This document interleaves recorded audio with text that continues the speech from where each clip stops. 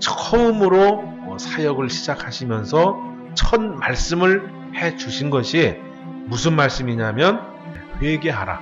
천국이 가까웠느니라.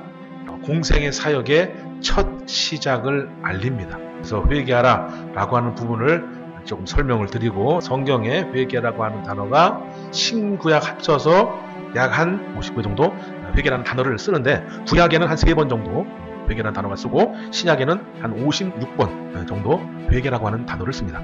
그런데 이제 구약은 히브리어 언어로, 또 신약은 헬라어 언어로 보면 우리가 개혁 성경에서 또는 우리가 이제껏 회개다라고 하고 회개를 해왔던 것과는 조금 다르게 그 원어는 이야기를 하고 있습니다.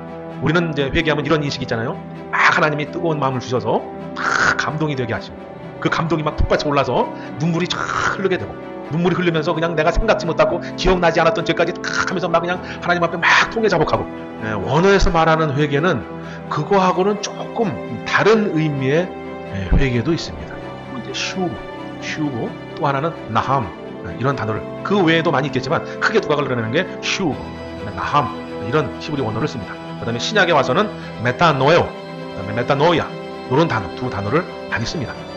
다 회개라고 하는 뜻을 가지고 있는데, 히브리어나 헬라어나 뜻이 한 가지만 있는 게 아니라 한 단어를 써도 그 안에 뜻이 여러 개가 있습니다. 그래서 우리가 그 문장에 맞게, 문맥에 맞게 그 뜻을 맞추어서 해석을 하는 것이 가장 오역을 벗어나는 방법입니다.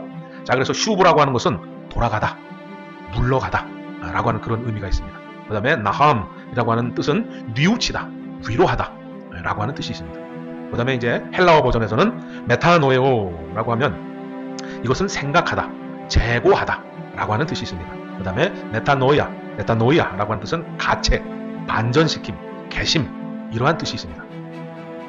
자, 여러분, 제가 이제 원어를 조금 이렇게 설명을 드렸는데, 우리가 이제껏 해왔던 회개와 성경에서 말하는 회개와 차이점이 있다라는 걸 느끼십니까?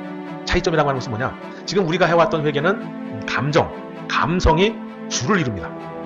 그냥 어떻게 보면 이거죠. 주님 잘못했습니다. 저의 죄를 용서하세요. 네, 나는 죄인입니다. 나는 죄인입니다. 이 몇 단어로 감성이 막 끌어오르죠. 그러면서 막 감정적인 눈물을 흘리고 막 이런 여러 가지 막 그런 이제 모습이 나타나게 됩니다. 그런데 성경에서 말하는 회개는 그런 것이 아니라 내 삶을 어떠한 사건에 의해서, 또는 누구를 만나서, 또는 누구의 교육에 의해서 내가 바뀌는 회개를 말합니다. 내가 변화가 되고 내 스스로를 책망해서, 내가 하나님의 사람으로 운전하지 못했구나, 내가 주님을 닮아간다라고 하면서, 주님을 본받는다라고 하면서 다른 방향으로 가고 있었구나 라는 그런 의미가 더 많이 녹아 있습니다. 그래서 우리가 막 감정에 의해서 눈물을 흘리는 회개도 해야 되겠지만, 때로는 하나님의 말씀에 의해서 내 죄를 찾아야 되고, 또 이것이 죄인지 아닌지 구분할 줄 알아야 되고, 죄라면 버리고 아니라면 취하고, 부족하다면 더 많이 채워놓고, 넘친다면 절제하고, 이러한 것이 필요하다는 겁니다. 그래서 회개는 영육간에 하는 거죠. 영육간에. 그래서 영적으로는 내 죄를 깨닫고 돌이키고, 육적으로는 그러한 삶을 살지 않도록 무던히 주님의 모습을 닮아가야 되는 점이 있습니다.